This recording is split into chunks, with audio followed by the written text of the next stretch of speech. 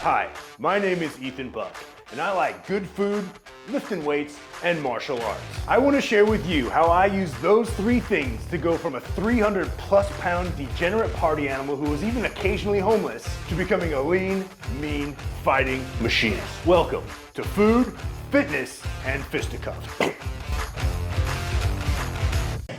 What is up, guys? We're here with my buddy Dustin in Portland, Oregon at the Malley's gym, one of my favorite gyms, and Dustin's gonna put me through a workout today. What are we doing? So today we've got a push-pull day, so it's gonna be more of an upper back focus and a chest focus. I've got a little bit of a bum elbow, so it's gonna be less pressing, more flies, and a little bit more cable work. Excellent. Let's get into it. All right, first movement, we've got a banded incline fly. And the reason we're gonna do this banded is because when you do a band or when you do a fly, the tension lets off a lot at the top. So what we can do is use that band to keep a little bit more tension at the top. Then we're also gonna do X reps. They're just halfway up, then back down, and then all the way back up. The key that I like to think on this one is what you're doing with your elbows. So we're gonna push the elbows away from the body as far as we can. Soft elbow, so we're not having it in here, we're not gonna have it locked out. And then thinking about the biggest arc that those elbows can possibly make as we go through. So the trick on this one is how you actually get the band. But I found if you just lay the cable down or the band down and then loop it over on both sides, you can just pick it up and go to town. But it's definitely not the smoothest movement.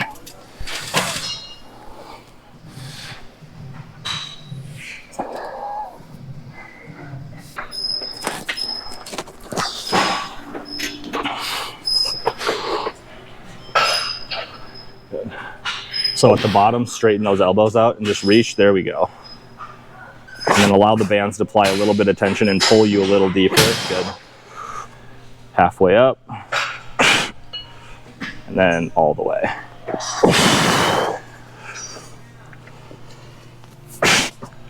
Good, back still straight. When we're on an incline and we start to arch, we take away the incline of the bench. So every time we incline, we want to try to lock down the abs. You'll see people get really big arches. Come on. There it is. And that arch just takes their incline and makes it a flat bench again. Yeah, it's different. Yeah, for sure.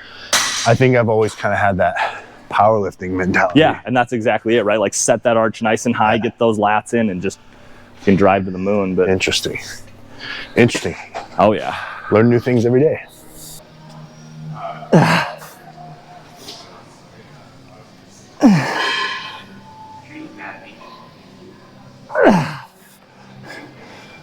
Oh, nope.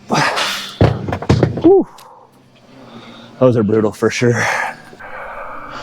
So we're just talking about doing 2 top sets mostly for most movements. You always find that people think that more is better, like they have to do like 4 sets or 5 sets no matter what, because that's what Arnold did or whatever. What do you say to people like that? So it's tough because you got to get the buy-in, right?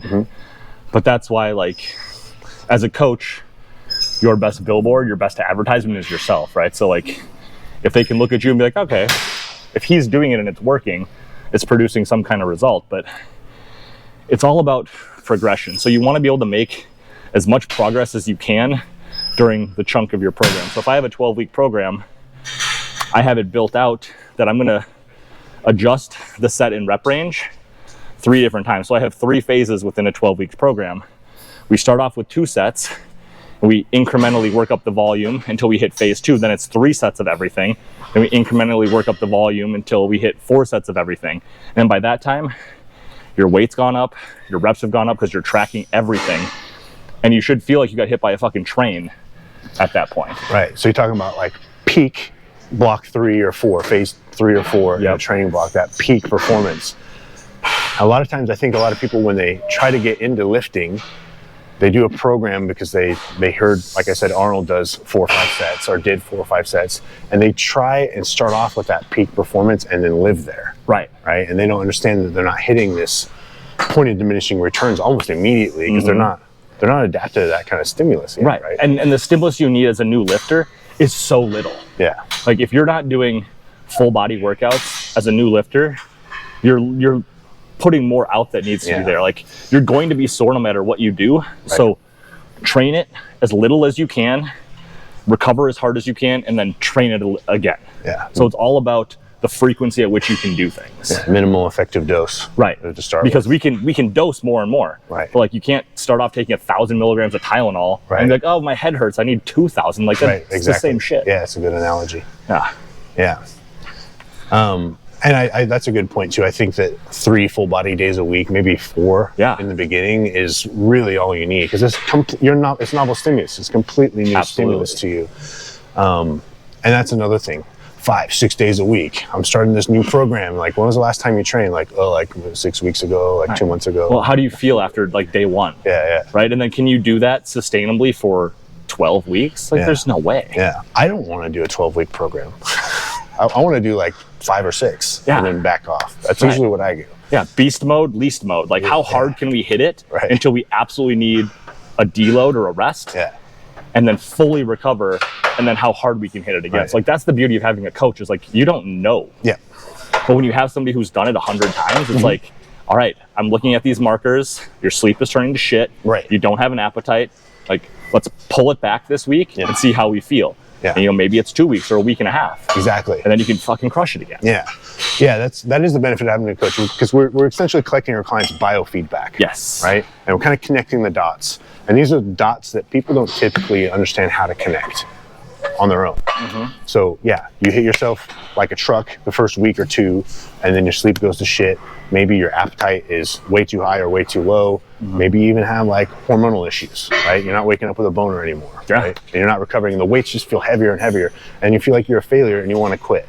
This simply comes down to a lack of knowledge about your own body and what it's communicating, and how to structure your training, make it fit into your life instead of removing from it, right? Oh, absolutely. Like, we as coaches can write the most amazing program ever, but it doesn't fucking matter if your client can't do it. Yeah. Right? So it's consistency over perfection, 100% of the time. I think the best coaching and best programming, and I rarely use the word best inside of fitness ever, but the best coaching and the best fitness is reactive. It's a collaboration between the coach and the client. Yeah, if I write a 12-week program and I'm not adjusting it along the way, I either did a really bang-up job or I'm not doing my job. Exactly, yeah. It's really easy, by the way, if you're looking for a coach, it's really easy for someone who maybe doesn't care as much as you to just write out a 12-week program and hope for the best. Yeah. But really, like I said, it should be this collaboration, monitoring through check-ins and touch points, maybe even coaching calls, monitoring how you're doing, what you're progressing with or not progressing with, progress, lack of, what you're responding to, and how you're feeling, most importantly, throughout the process. Because if you can't stick to it, ultimately it's ineffective, right? Totally. Yeah. All right, so we just did heavier weight.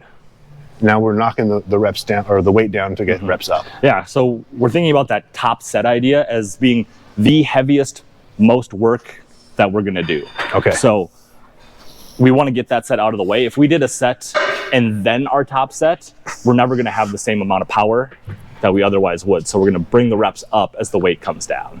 Nice.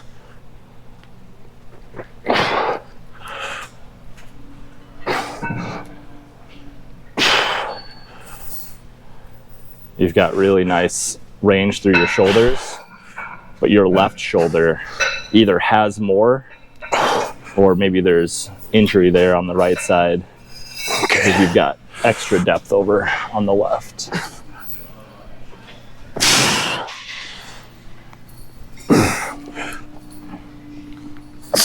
Good.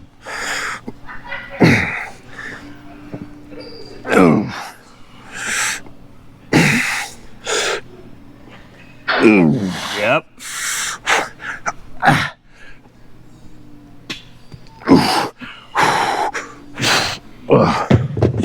Ooh, feeling those, yeah. Oh, yeah. Bright red. I don't know about you, but I like to milk that last rep on the negative as much as possible, just to get a little bit more out of each set. But yeah, I've never done that. Those feel great. Yeah, it's different with that band, because normally you get all of that tension released as soon as you stack those arms up. Right. And as soon as you have that band pulling you back into it, like, it just doesn't go away. Right. Whew. All right, so kind of a controversial topic here. Actually, two controversial topics. It's my favorite game. It's what I do. The Smith machine. So many people hate on it.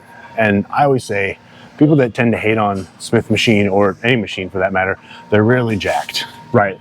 So there's something to that. So we're using a Smith machine, but what are we using it for? We're going to do bent over rows. Bent over rows.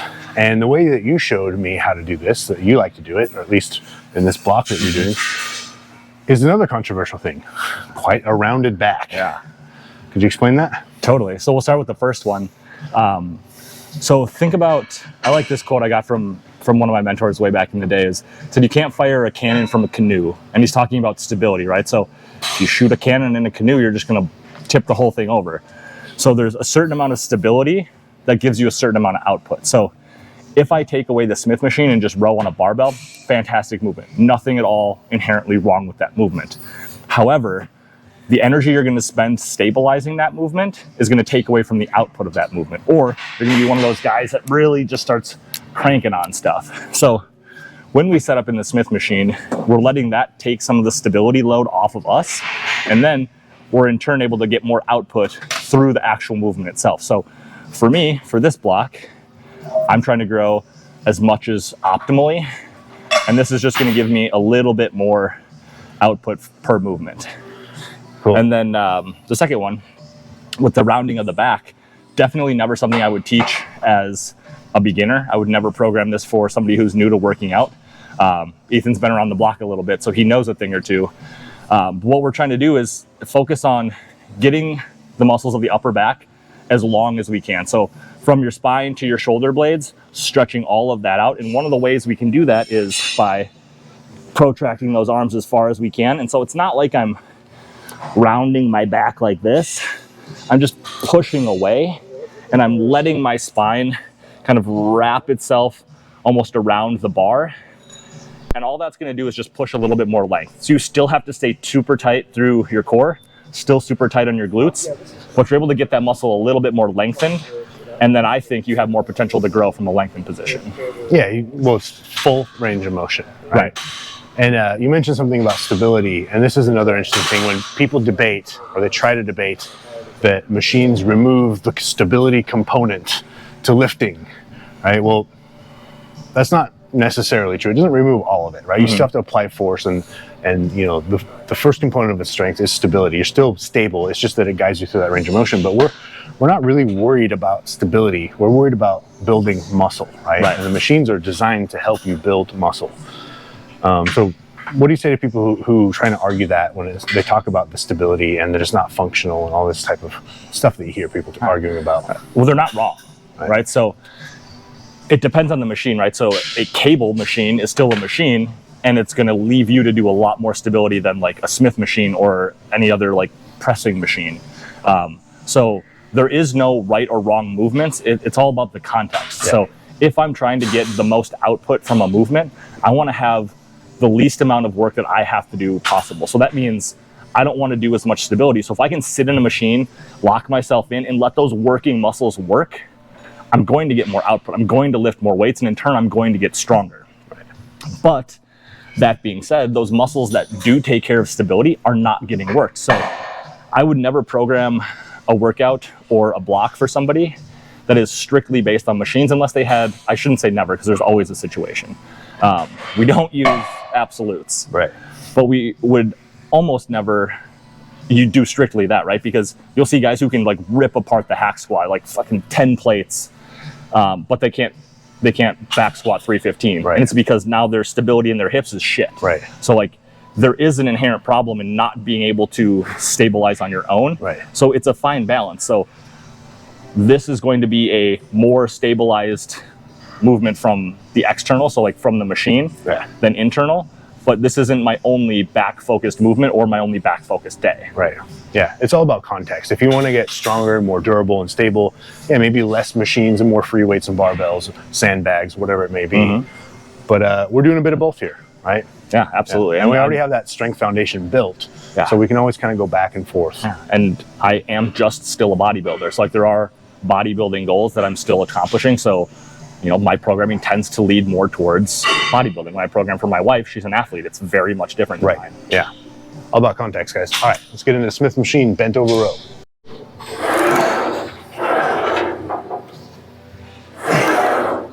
Since this is the movement that's so hard at the top, I like to make sure I pause just briefly, or even just stop the movement to make sure that I'm not just throwing shit around. Because as you get heavy, the last thing you're going to want to do is hold that at the top.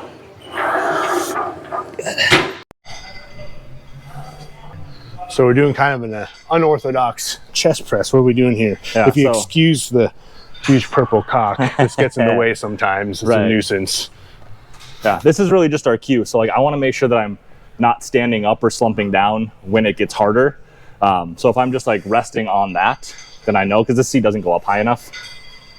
But all guy problems. Yeah, all we're trying to do is make this cable press an incline. So we just need to be up a little bit higher. But same thing with any press is you're thinking about trying to not drive your arms away, but trying to drive your back through the pad. So with this one, we're aiming for like that low. Ethan's just gonna drive himself through that pad. Think about absolutely trying to crush the machine. And you can see he's not like incline up here. He's coming to like his chin height. But if we look at what that lines up with, it's these nice high, almost like low collarbone fibers. Yeah, I really feel that there. And then with the cable, if you open up and then extend the hands like he's doing, you're gonna feel that stretch way more intensely. Yeah, that feels great.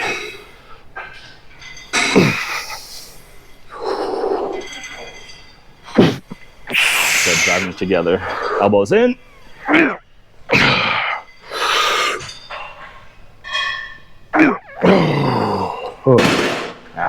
Yeah. And that definitely gets that upper pack. Yeah. I don't normally feel that. And then unlike with the dumbbell, you don't want to stack it up and get close because we're losing tension and torque in the shoulder. But because the cable is pulling this way, he can just keep pressing all the way across and it's just going to keep getting tighter. Shorten that muscle as much as we can. Cool. I like that one.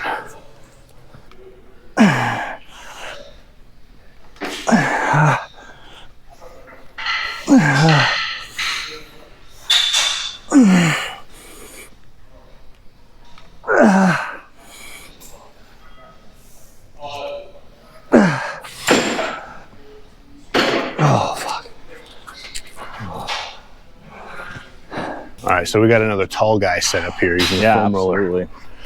So it's actually a good any guy setup on this one.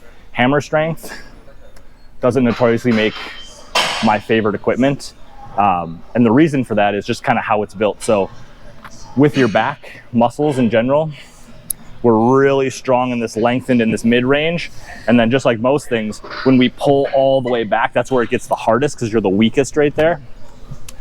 But the shitty part is the further I pull this machine, the harder the machine gets. So it's the opposite of what I want. So if I can just put something like this pad on the roller and sit further back, now when I get to that end part, it starts to get a little bit lighter. So this is just like a little bit of a gym hack that makes the machine itself more friendly to the body. It's called your resistance profile and your strength profile, but it just feels better is the best way to say it. Right.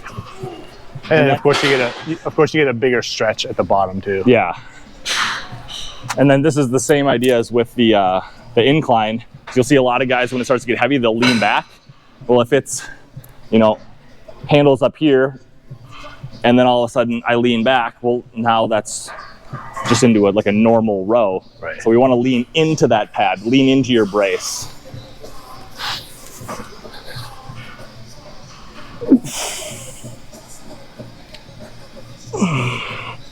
And for back stuff especially, I always like to make sure you control that very end range, that short spot, because that's where it's going to be the hardest.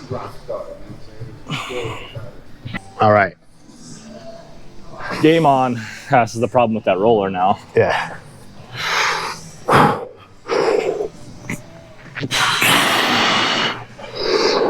Good. As you pull back, drive in. Think about pulling yourself through that pad. There we go. Ah. Yep. So now you don't lose that high pull. Yep. and you have more stability because your chest is smashing the roller. Yeah, I'm not relying on momentum. And There we go. Elbows down. Good. Lift those handles off. pull. One more. Get it.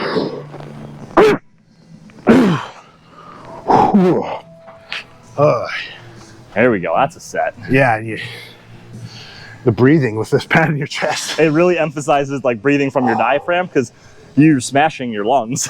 Yeah, and your heart. Oh, that's tough.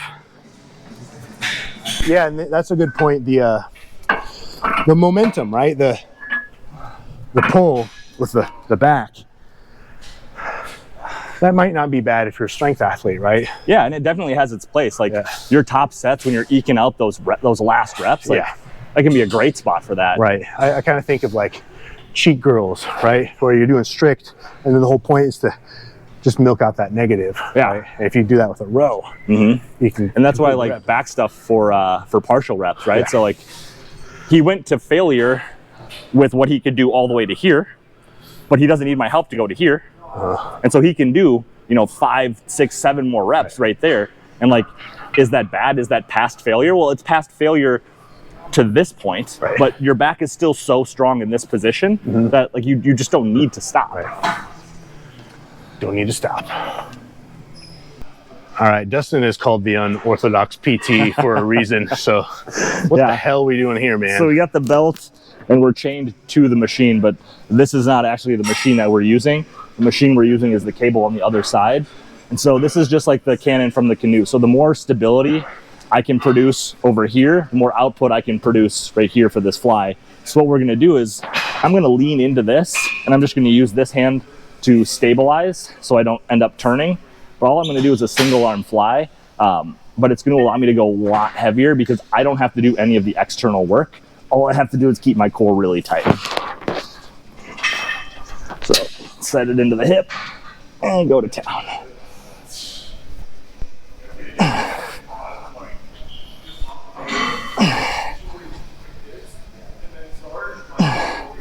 And if people care, this is a really nice one for the mid-range of your pec. Not gonna be super hard at the end. You're gonna be able to finish a lot of reps.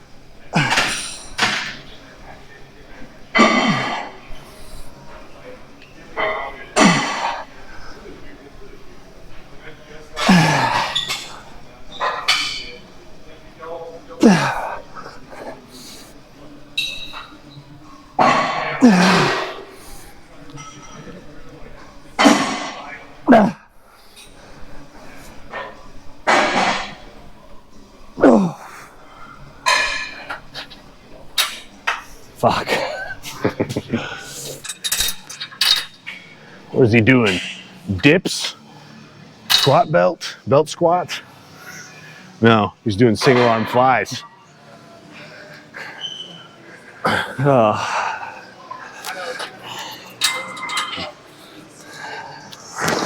All right. Ooh. Good. Use the belt now that you've got it. And then stabilize. Just push slightly into that other post.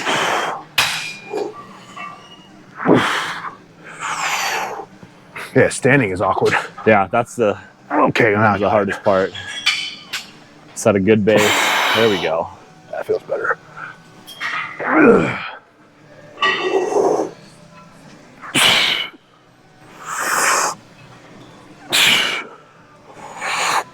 Come on. There we go. It's also nice and hard to cheat with that belt. Go anywhere. Oh man, Got you. yeah, you're doing that right when you get a quad cramp. Yeah, it's leg heavy. Like you're almost trying to spread the floor while you're doing it, and it's sitting into that. It's awkward. It's one of those things where it's like it's in more trouble than it's worth. Yeah, maybe, but it's also kind of fun. It does feel very unique in that it removes that. It's the most isolated fly I've done. Yeah, it removes that subconscious desire to use your body. Yeah. Imagine passing out being stuck into this thing. It's like, I'm done today. All right.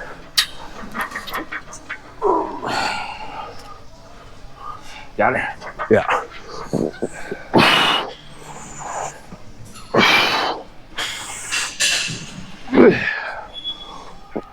One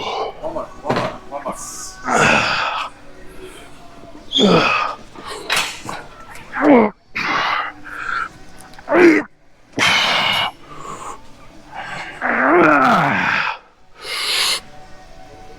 Okay.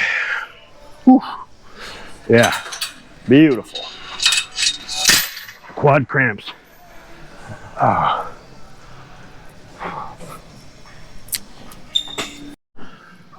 right, last pull movement of the day.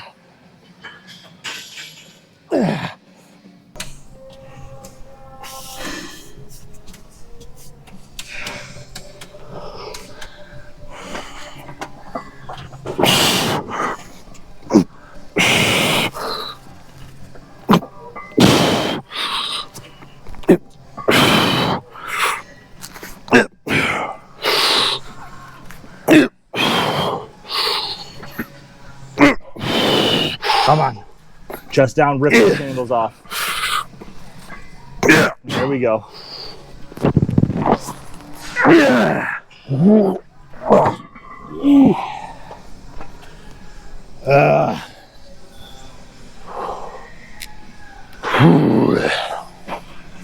All right, guys, that is it. A push-pull workout with a competitive bodybuilder. And one point I like to make is you can see we're not thrashing ourselves completely. We're training hard. We're not annihilating ourselves. We did 2 or 3 sets of, what was that, 5, maybe 6 movements max? Yeah, 3 of each. And look at this dude, 265, 270 pounds lean, competitive bodybuilder. He's not doing the, 75 hard. He's not doing the fad diets. He's not doing the, 5 by 10 for everything. We're stimulating growth and we're recovering. Yeah. Stimulate, don't annihilate, right? Exactly, that's it. The further you are in your journey, the more that becomes less true. The newer you are, the truer it is. But it's just, do what needs to get done, track it, and then do it a little bit better. Yeah. That's the essence of progress. Yeah. A little bit better could be more reps, more weight, another set. Could be just improving your technique. Yeah, and time the and execution is huge. Yeah, yeah.